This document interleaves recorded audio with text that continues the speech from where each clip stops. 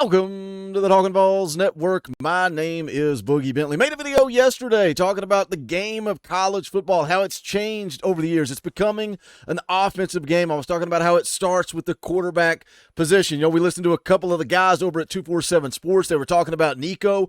They were talking about how a lot of people are sleeping on the amount of talent that this Tennessee football team is going to have in 2024. And a couple of the big takeaways, some of the responses, some of the comments I got from you guys after that video was all about whether or not Nico should have been the starter last year. You know, that was a big debate on this channel. Was it Joe's fault? Did the wide receivers, do they deserve some of the blame there? Should Nico have got an opportunity? You know, did Joe really do enough to get benched last year? And as excited as we are for Nico in 2024, did it maybe benefit him to redshirt in 2023? Driving home today, and I was listening to J.D. Pickell over at On3. Shout out J.D. Pickell. Love what he does over there, talking college football all day, every day, just like we do here on the Talkin VAWLS Network. And he addressed both of those points in a video that he recently put out. We're going to get into it. We're going to break it down. We're going to listen to his comments. But as always, you guys know the deal by now. I need you to do me a favor. Smash the thumbs up just below the video. It's quick, free, easy, helps the channel. I would appreciate it. If you're new to the Talkin VAWLS Network, welcome. We're not experts, insiders. We're not media. We don't pretend to be any of that around here. This channel is for the fans, by the fans. If you like what we do, make sure you subscribe. Click that bell for notifications. You're not going to miss out when we go live or when we drop a video. If you really like what we do, you want to support the channel, we are for the fans, by the fans. We're also fan-funded. Think about hitting that join button down below. You can support the channel for just $1 a month, and we would greatly, greatly appreciate it. If not, that's fine. Smash the thumbs up, and let's talk about it. Let's take a listen to what J.D. Pickell had to say. This was a conversation. How good can Nico be in 2024? And then they asked J.D., can he have Hendon Hooker-like numbers from 2022? And, you know, that's something I've been saying. I'm telling you guys, go ahead and buckle up now. We're going to have another year like 2022. But let's take a listen. Let's hear what JD had to say on this topic, and then we'll kind of break it down as he goes through it. Y'all, I think Nico Iamaleava has all the talent and ability to do this. I don't think that there is anything physically that Hendon Hooker did in 2022 that Nico doesn't have the same physical tools to accomplish. That's not me saying he's going to do it, but I think that if you look at like the personal governor for him, there isn't one, right? There isn't one. And so if this happens, it means a couple of things. One, Tennessee's probably scoring in the range of 40 points a game. They're probably winning right around 9 football games. Not a major surprise. If Tennessee is scoring around 40 points per game, and what JD's saying there is Nico's got the tools. He's got the capability. He's got the athleticism to do it. He's got the football IQ to do it. We'll get into that in just a little bit later. But if you're scoring 40 points a game, go back to 2022. Tennessee scored 46.1 points per game. That was first in the country. I don't think you're going to see them score that many. A lot of it with the clock changes. You know, we saw the numbers come down just a little bit. That's something I mentioned in the video, yesterday, talking about your national champions over the last 5 years. Michigan, 36 points a game. Georgia, 41. Georgia in 2021 scored almost 40 points a game. It's an offensive game, but if Tennessee's scoring 40 points a game, is that good enough? I think it is going to be good enough. You look at what Tim Banks has done on defense. They've improved every single year this past season, 23rd in scoring defense. 40 points a game. Can Nico do it? Let's hear more. Offense in itself under Josh Heupel, when you got the right guy running the show and it's humming, very hard to stop. You're winning a lot of ball games, and you're also able to cover up a lot of whatever else you don't have on the defensive side of the ball. Not a prediction on the defensive side of the ball. I'm just saying there's going to be some games where it doesn't matter what the other team does defensively. Like, we're scoring 40, ready, set, go. Try and catch us. You're not mashing us score for score if we're humming like we are in 2022. Again, why was 22 such a fun ride, man? Because Tennessee was going out, scoring points, and they were winning shootouts. Look at the win over Alabama. No, it was difficult for teams to keep up with Tennessee in 2022, and I think we're going to have the same formula. The difference being, guys, I think this defense is going to continue to improve year in and year out under Tim Banks. We've seen it. History tells us it's going to improve. But when you look at the schedule, and you talk about scoring 40 points a game, and JD said there, can you keep up? That's going to be the question. When you look at who Tennessee is going to play in 2024, who can put up 40? I've talked a lot about that game on September the 21st, going on the road to play Oklahoma. If Tennessee's scoring 40 points, can Oklahoma keep up? What about Florida? Can they keep up? What about Alabama? You go back and look at 2023, guys. Give me the 2023 defense with the 2022 offense, and what are we going to do? What does that team end up? Not a single team put 40 points on Tim Banks in 2023. Again, the scoring defense improved to 23rd in the country. They gave up 20 points per game. If the offense is clicking, the offense is firing on all cylinders, they're going out and they're putting up 40, who's going to match that? Again, a single team didn't do it. Nobody did it in 2023. Georgia came the closest. They put up 38 points. Alabama scored 34. Guess what? No other team on the schedule last year even scored 30 points on that Tim Banks defense. The problem in 2023, as much as we griped about the secondary, the problem was on offense. But again, one of the questions that you guys posed, was it on Joe? Or was it on these wide receivers? Was it on the guys that couldn't create separation, couldn't get open?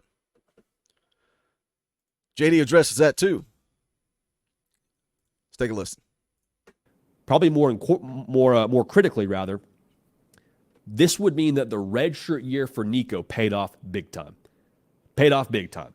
Because there was so much talk around, hey, Nico, he needs to start right away. He's so talented, you can't keep him on the bench. If he goes out and has success like he does in this surprising headline, that's not an accident. That's not a result of him just being able to hit the ground running and be able to, have success right away. Like, that'd be a great thing. But I think a lot of that you'd have to look to, okay, he had a full year where he was able to sit behind Joe Milton, see what he did well, learn from what he didn't do well, get comfortable in this offense, get comfortable with his receivers, get comfortable making checks, all those things. Like, the game would have slowed down enough to where he can have that kind of success. Because as talented as he is, that's still a massive, massive factor. Now, we talked to Austin Price of VolQuest. Y'all, go get a membership of VolQuest if you haven't already. Agreed. Best in the game. Agreed. And he mentioned something that I think is right on the money and something we've talked about a little bit on this show.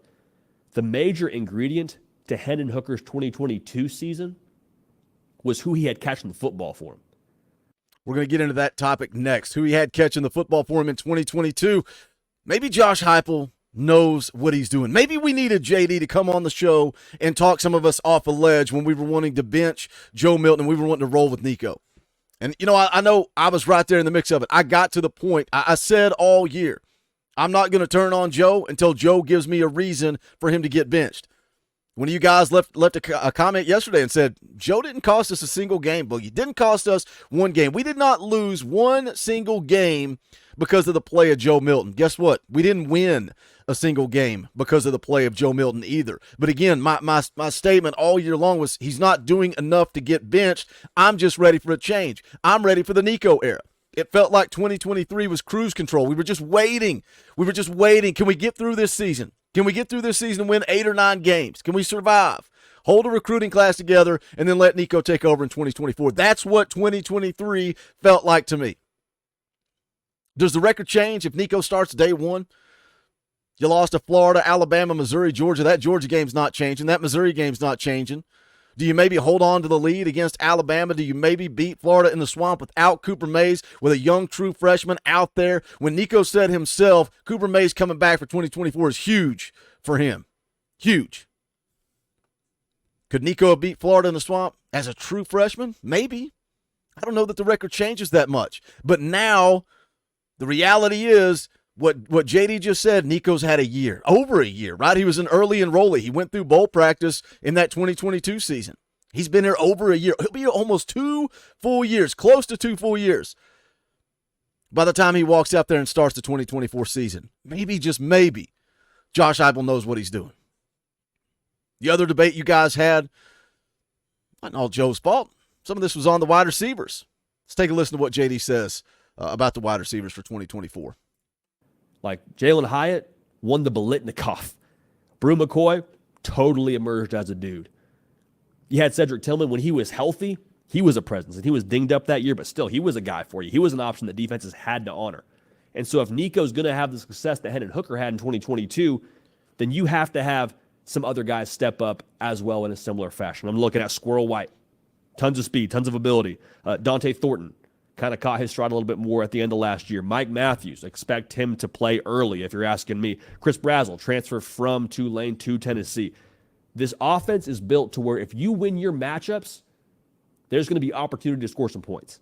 And you got a quarterback now, if you do win your matchup, he's going to get you the ball. That's a key point right there. That's a key point right there. When we want to blame the wide receivers or we want to blame Joe Milton, we want to blame whoever, guys have to create separation. They have to win their mismatch or they have to win their matchup. Let's take a listen to what J.D. Pickell said is going to happen in 2024 if they win their matchup. To score some points. You got a quarterback now. If you got a quarterback now. Let's hear that again. There's going to be opportunity to score some points. You got a quarterback now. If you do win your matchup, he's going to get you the ball. And he's going to be able to recognize it a lot quicker because of his redshirt season. So I love what JD had to say in that video. Love it. And it timed up perfectly with what we were just talking about yesterday. That's why I had to kind of remake this video and talk about it. Did we give the offense too much credit in 2022 and not really the credit to the players, the guys like Jalen Hyatt, the guys like Cedric Tillman? But I love what JD said there. The wide receivers have to win their matchups. That was a big conversation. Were wide receivers creating separation? And when they did create separation, did Joe see him? Because that's the follow-up. If you do win your matchup, you've got a quarterback now. You've got a quarterback now that's going to get you the ball. Going to be interesting, man. That wide receiver position is one to watch on the outside. Of course, having Brew back is absolutely huge. Watching him go through the rehab process, hopefully he is going to be 100% and ready to go. Squirrel White's back. He was the most productive wide receiver you had in 2023 with 67 catches, 803 yards. Ramel Keaton disappointed. I'm sorry. It is what it is. He disappointed in 2023.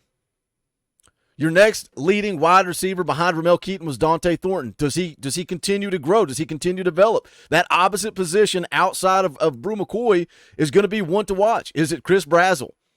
Is it Dante Thornton? Does Mike Matthews step up? Correct me if I'm wrong. I believe Mike Matthews is going to play on the outside. Braylon Staley going to play in the slot. Does a true freshman come in and take over? What does Chaz Nimrod do? What does Caleb Webb do? What about Nathan Laycock? They got a lot of talent in that wide receiver room. Who develops, who grows, who goes out there and takes the job. That's going to be worth watching. Lots to unpack here. I want you guys to smash the thumbs up. I would appreciate it. Now let's jump into the comment section. Let's continue that conversation we had from yesterday. We appreciate you guys, all the love and support you show this channel. Man, it is a great, great community. I'm grateful to be able to do this every day, and that's because of you guys. But that is going to do it for this one. This is the Talkin VAWLS Network. My name is Boogie Bentley. Go Big Orange.